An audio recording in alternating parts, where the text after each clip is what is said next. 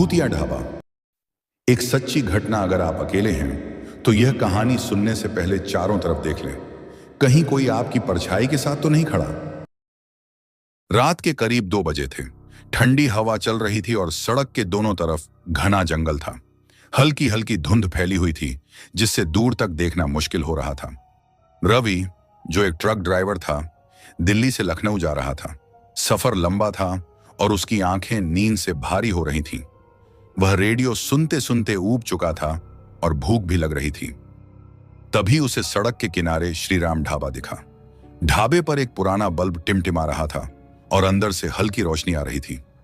रवि ने राहत की सांस ली और ट्रक को ढाबे के सामने लगा दिया। जैसे ही वह उतरा, अजीब सी ठंडक महसूस हुई।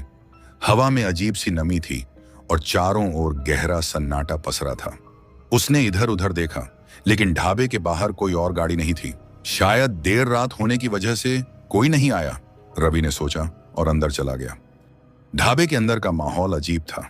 एक बूढ़ा आदमी कोने में बैठा था। उसके पास एक औरत भी थी जिसने अपना चेहरा पूरी तरह से ढका हुआ था। वह दोनों धीरे धीरे खाना खा रहे थे, लेकिन उनकी आंखें बिना पलक झपकाए रवि को घूर रही थीं।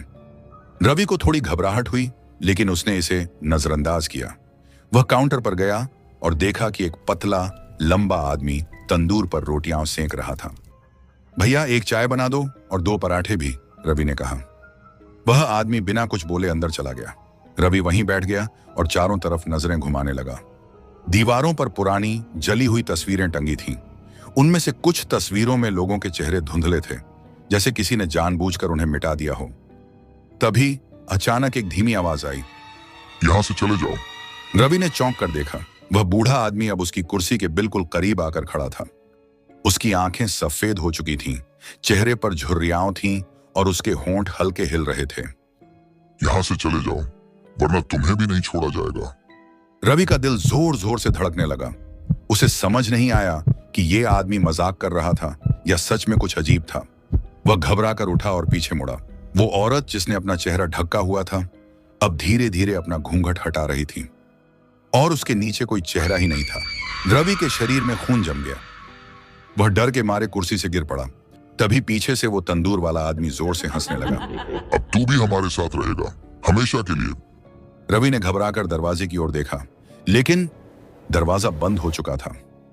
बूढ़ा आदमी, वो बिना चेहरे वाली औरत और वो तंदूरी आदमी, तीनों अब धीरे धीरे उसकी तरफ बढ़ने लगे। उनके चेहरे अजीब तरीके से हिलने लगे, जैसे उनके हड्डियां चटक रही हों। यहां से भागो। रवि को अचानक एक अजीब सी आवाज सुनाई दी। यह आवाज किसी महिला की थी जो उसके कानों में गूंज रही थी। भागो वरना मारे जाओगे। रवि को और कुछ नहीं सूझा। उसने अपनी पूरी ताकत लगाकर ट्रक की चाबी निकाली और दरवाजे की तरफ दौड़ा। उसने दरवाजा खोला और बाहर छलांग लगाई। रुक जा। पीछे से उन तीनों की आवाजें आईं, लेकिन रवि ने बिना रुके ट्रक स्टार्ट किया और पूरी रफ्तार से सड़क पर दौड़ा दिया। ट्रक चलाते हुए रवि का दिल इतनी तेज धड़क रहा था कि उसे लग रहा था अभी उसी का दिल फट जाएगा। उसने शीशे में पीछे देखा। तीनों वहीं खड़े थे, लेकिन उनकी गर्दनें धीरे धीरे उल्टी घूम रही थीं। और अगले ही पल वे ट्रक के ठीक सामने खड़े हो गए। रवि के हाथ पैर सुन्न पड़ गए। ये क्या हो रहा है?